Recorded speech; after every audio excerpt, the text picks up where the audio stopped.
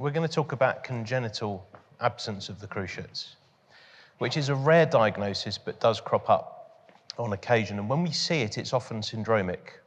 The things you tend to find are fibular hemimelia, congenital femoral deficiency, and other syndromes such as thrombocytopenia, absent radii. But remember that there are idiopathic cruciate deficiencies that do crop up on occasion.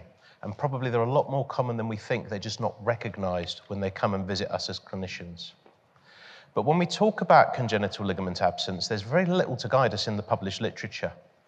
And what we're finding is as we get better at dealing with congenital limb deficiencies in terms of alignment length and overall patient quality of life, knee instability is probably not as asymptomatic as we thought it was. And this article highlights why you must always read not just the abstracts. So it's a publication about a decade ago that talks about fibular hemimelia and cruciate deficiency. And in the red box was the conclusions. These results suggest that patients with fibular hemimelia and ACL deficiency can live active lives with similar health status to age-matched controls. But if you look at the detail of the study, they started off with 66 patients. Only 14 returned functional outcomes.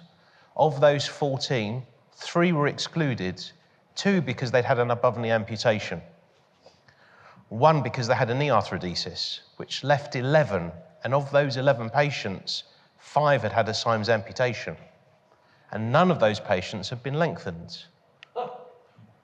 So, if you look in a little bit more detail, this systematic review, sometimes good systematic reviews are published in journals that we don't consider high impact. Doesn't mean they shouldn't be read if the methodology is good. This study looked at patients with congenital femoral deficiency. When you put all the papers together, 57% of patients who had unstable knees, where they could be identified, had subluxation during femoral lengthening. And our own experience at Sheffield Children's Hospital, this is a series, quite a big series, 64 children, lengthened almost historically. Of those 64 patients, bearing in mind that we have very good limb reconstruction surgeons at the Children's, 17 patients had some degree of knee stiffness as a result of the lengthening process, and about 10% had knee subluxations. And the subluxations were occurring in those kids with pre-existing cruciate deficiency, and in particular, those who had lengthening without knee protection, without bridging the knee. But why not just bridge the knee? Well, you can. It's safe, it's effective, does make the frame a little bit more bulky. But we're not just treating the lengthening, okay? We shouldn't be looking at our patients as just being short or in varus or valgus. And treatments are changing. Lengthening nails have become more popular. They're getting smaller. We're able to weight bear our patients. And we can't bridge the knee with a strong construct other than with bracing if we use this technique. But also long-term function is a problem. And remember, you only need to lengthen a little bit in these patients to cause problems. This X-ray shows you someone where the mounting parameters of the frame have led to an increase in the posterior tibial slope. Now, of course, that's going to cause problems with knee subluxation and knee function. So we need to know how to get from the left picture to the right picture with a stable knee. And that's where the journey began at the Children's Hospital. The clever chap you can see in the middle there said to me, "These patients are having issues with their knee function. Fix them."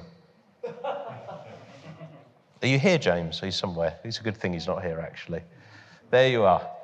So he also said to me, us knee surgeons, we're finding all these ligaments that don't exist, such as the anofemoral ligament. So we start at the beginning here. It's almost like a blank canvas. What do you do? How are you going to approach these patients? And is there anything to guide us? And the literature, as I said, for reconstruction of ligaments is limited. This study from Boston Children's, high volume kids ACL practice. They do 200, 300 kids ACLs per year. But despite that, you can see here, 17-year period, they only reconstructed 14 kids with congenital ligament deficiency. Don't worry about the table to your left, but a lot of them were patients who didn't have a limb deficiency, but relatively good outcomes with reconstruction there. But remember, it's all about the nature of multidisciplinary practice. You can't deal with knee instability alone.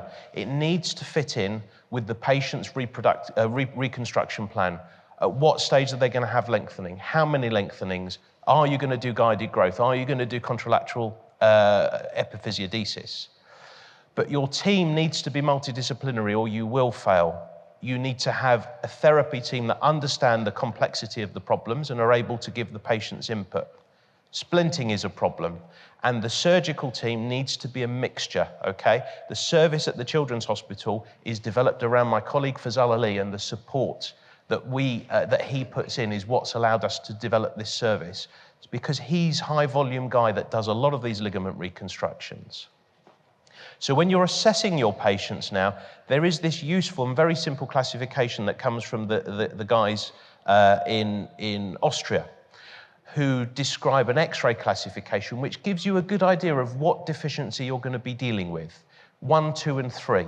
So basically, if they've got hyperplastic tibial spines, but they're both present, they've probably just got an ACL deficiency. If they don't have a lateral spine, ACL is not going to be there and PCL will be weak. But if they have, as you heard Gamal talking about, this sort of ball and socket type knee joint, then they will have no ACL and no PCL, and those are going to be difficult to fix. And this is just an MRI representation of those 3 categories that you can see. An MRI is very useful for these patients. And with your examination, when you're looking and deciding what you're going to do, along with all the other things we've mentioned, assess the stability carefully. It's not just it's not just sagittal instability you need to look for. X-rays are useful, as we talked about. MRI is very helpful. That tells you a lot about other abnormalities you might see. Sometimes using an arthrogram is beneficial as well, and there's nothing wrong if you're not sure what you need to do in staging your surgery and assessing the knee with arthroscopy first. Because we know that deformity is the main thing that predisposes to failure with these patients with limb deficiencies. This case is someone that's got a tibial slope problem, but the slope is diaphyseal, but functionally it has the same effect on the cruciates within the knee. The other thing is you have to have graft options available. Okay, it's not a case of simply pulling out the hamstrings. Remember, the rehab is really difficult for these patients. They have often problems with their foot alignment, not only in the sagittal, but in the coronal plane as well. Their quads are often difficult to activate, and they struggle post-operatively to recruit them with surgery. The anatomy of the knee means putting a standard ACL reconstruction like you would do in an athlete with an ACL rupture is not possible.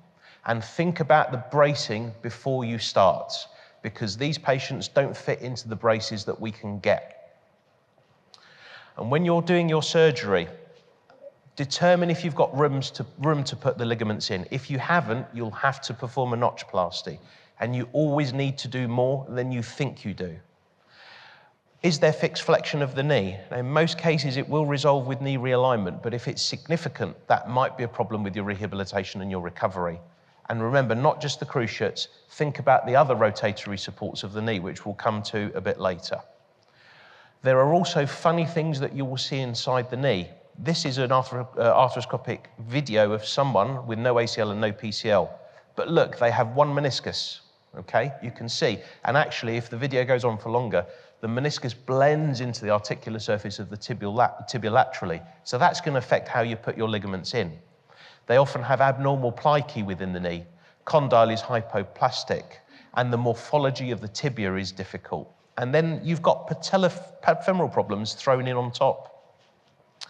So often you will see hypertrophied meniscofemoral ligaments, which in some ways act as constraints to the knee.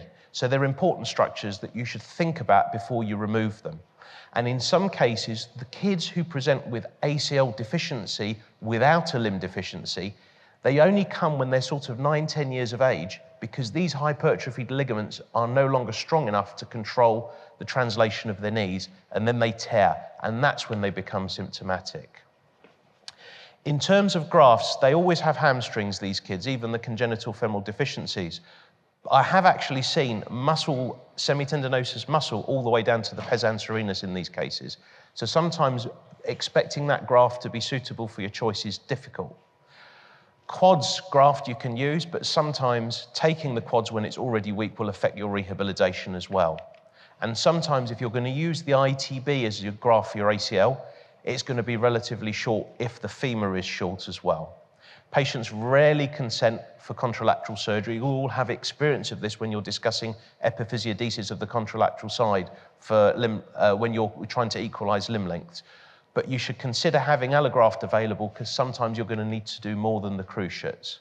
But the workhorse for this patient is the modified Mackintosh procedure. I use the McKaylee technique, where you take a strip of the iliotibial band, which is a combined intra-articular reconstruction of the ACL, albeit not quite fully isometric, combined with a biomechanically advantageous lateral extra-articular tenodesis. And you always will combine that with notchplasty to make room for the ligament. Here we can see how extensive it needs to be in the picture on the left, and that's before the ligament is fixed down to the tibia. Standard techniques of ACL reconstruction you can do, but the important thing to remember is that you don't have your normal intra-articular landmarks that you would do for a standard ACL reconstruction. So identifying where you put it in the tibia and where you put it in the femur is difficult. So if you are going to do a standard technique, you must use X-ray, I think, to be on the safe side. And you also need to think about whether the intra-articular appearance of the tibia matches what you're seeing with the X-ray. So if you look at this case here, we can see to the left where the probe is, the picture on your left, that there is a nice lateral, medial wall of the lateral femoral condyle. And this patient has a reconstruction and goes on to lengthening, but look where the arrow is, that's where the ACL tunnel was. And anyone that looks at that does a lot of ACL reconstruction will say that's a bit anterior in terms of where it's been placed. But it's not, because the tibia is not normal. And trying to work out that balance is sometimes really difficult. And there we can see the outcome post-lengthening. The really difficult ones are where there's combined ACL and PCL deficiency. These are the cases where you don't have normal joint morphology. And in those cases, reconstructing the PCL is something that we don't have good answers for in the skeletally immature children. So this is an all-epiphyseal PCL reconstruction, and we've done quite a few of these now, but they're technically difficult. The anatomy is difficult to understand because you're going into a knee with no notch, where you normally do a PCL reconstruction. You look from the front, you look from a posterior medial portal, but all the anatomy is abnormal at the back. So trying to get down below the physis is difficult. The jigs don't fit the patients. As you can see there, we're holding it in the picture to the bottom right with a hand without anything there to almost act as a guide. But you combine the reconstruction of the two ligaments, you can get stability and then proceed with your lengthening. Obviously, guided growth plays a major part in treatment. So what I've done for this talk is I've tried to put together the results of our congenital knees here. And you're not going to get great results. These are complicated cases. We've treated 56 knees in 54 patients. The mean age range is quite wide. The vast majority are for patients with congenital femoral deficiency and fibular hemimelia, but some other syndromic ones. Notice at the bottom isolated ACL congenital absence. Of these patients, 11 have been lengthened. It varies from 3 to 6 degrees. Some of them had cross knee protection. I'm not completely trusted by my colleagues just yet. But of those, we have 4 that were unsuccessful. Okay, that's actually 36%. I know it's a small group of patients. But when we look at those, they are the older patients, 14 to 16 years, okay? And I think the reason for that is simply because we've got so much joint morphology abnormality that trying to get things stable is going to be difficult. Maybe we're trying to do too much. But complication rates remain high. I mean, any patient that's treated with lengthening, we all know they will have problems. It depends how you class them. But stiffness, again, was one of what I would consider one of the problems that we see. But this is another learning point that came along the journey. This is a boy who has had previous lengthening for CFD. And I thought he had an isolated PCL deficiency. You can see there the tibia is sublux posteriorly. On arthroscopy, this is the same knee. You can see we've got no PCL. To your right is the lateral femoral condyle, and we've got this structure, which is the ACL. And it's a little bit lax when you probe it, but it's intact. And this is sometimes where we go wrong as orthopedic surgeons, is if you look at embryology, if you haven't got an ACL, if you haven't got a PCL, you shouldn't have an ACL. Okay, I think the lesson there is isolated PCL deficiency probably isn't a true entity. And of course, this child was lengthened and he became stiff, then became a different problem to restore. And then we talk about other factors, which I'll cover a little bit later when we talk about hyperplasia, such as anterior medial rotatory instability. These are all factors that you must consider in your treatment. So to summarize, these are difficult cases, and I haven't got all the answers yet. It's a work in progress. But it's difficult to treat, particularly the syndromic and the more severe abnormalities where the joint surface is ball and socket or just not congruent, as Gamal says. But basically what we have found is the earlier you treat these knees, the better the outcome. And if you're not sure about the PCL, I would reconstruct it. But we don't have much evidence really as of yet to say that this is really beneficial to our patients. So if you bridge the knee, there's no reason you can't continue to do that. Thank you very much.